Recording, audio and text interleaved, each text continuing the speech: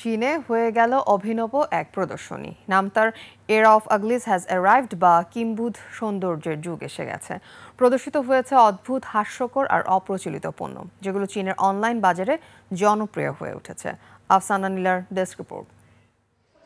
Niacinamide ও salicylic সমৃদ্ধ lily face wash, যা ফেসের ডেড স্কিন সেল দূর করে দেয় দ্বিগুণ ফাস্টার ব্রাইটেনিং।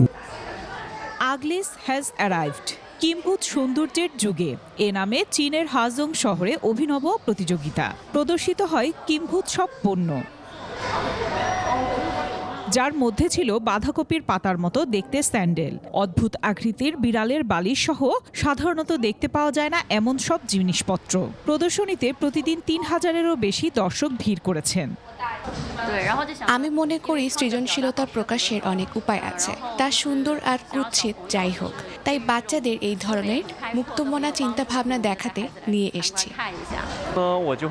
কদর্য তার সৌন্দর্যের আরেক রূপ। যখন তুমি এটি অনুভব করবে, চরম সৌন্দর্যের আনন্দ পাবে। এখানে এত সৃজনশীলতা আমার খুব ভালো লাগছে।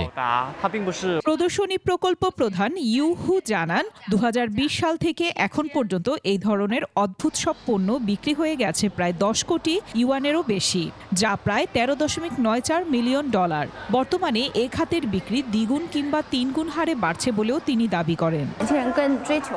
অনেকে মনে করছেন এই প্রদর্শনী কেবল অদ্ভুত জিনিস দেখার আয়োজন।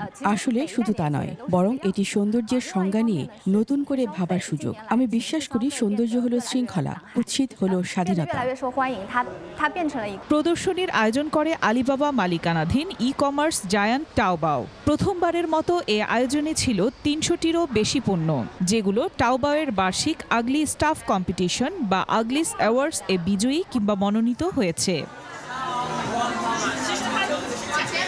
আফসানা নীলা, ডেস্ক রিপোর্ট, ২১ টেলিভিশন।